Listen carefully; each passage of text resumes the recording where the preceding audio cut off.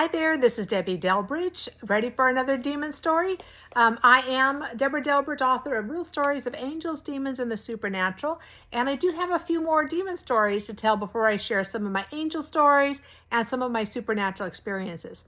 Okay, this one happened, I want to say 97 or 98.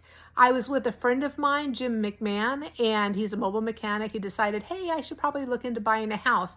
So we were out one day looking at properties, and we came to this vacant property. It was a total fixer-upper. It was pretty gross inside. We walk inside, and I'm just kind of calculating in my head, because I've had rehabbed houses before, so I'm kind of calculating in my head how much it would cost to rehab this house. Anyway, I go and stand at the back sliding glass window before going into the backyard, and I'm just looking out there because there's a pool there that has like a couple feet of water. It's totally disgusting. The backyard's overgrown. Anyway, when I was standing there just looking out the window, Jim went and, did a quick survey of the house, went to the back bedrooms, and I hear him. He says, Debbie, come here. So I go over there. He goes, there's a pedophile molestation demon in this room. And so I go to the doorway of the room, and it felt really dark and oppressive. And I just kind of look in the room, and you could tell that it had been a children's room because there was like crayon drawing on the floor. Part of the flooring was like ripped up. Some of the linoleum was ripped up. So you saw different layers of the flooring. So the house was trashed.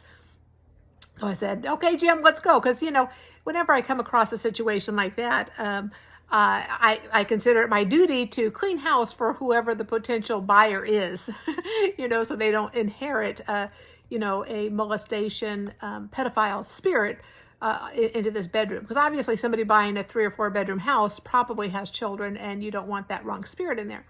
So the minute he and I walk into the room, demons have different levels of authority. They have different levels of strength. This was one of the stronger demons I had encountered. I walk into the room, and Jim and I are just we're praying in the spirit, and we're casting this demon out, just kind of walking in circles. I don't know. There's an old movie that called The Rite, R-I-T-E, about a Catholic priest, and there's this junior Catholic priest trying to do an exorcism. There's a scene in that movie that I think really kind of demonstrates kind of the atmosphere that we felt. It was like there was such loud white noise going on in the background, and as we were walking, it almost felt like we were encountering a gale winds of 100-mile-an-hour winds. It was hard to even walk around in circles and pray because the atmosphere was so constrictive and restrictive, and but we just kept plowing. It was a very strong demon. If you get a chance to look at that movie, I'm not recommending watching horror movies, but that movie where Anthony Hopkins, his face, the demon actually goes into him, and his face turns without color, and he actually has some lines in it or whatever. But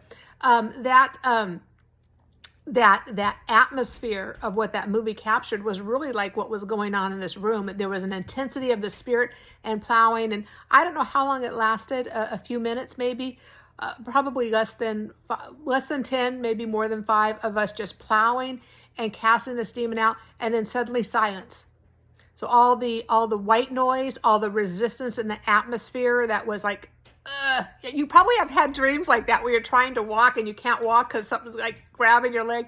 That was how the atmosphere felt. Anyway, that was one of the demon stories that I wanted to share with you, because sometimes you do encounter a demonic spirit that is stronger in authority, and this one was one of the strong ones. All right, bye-bye.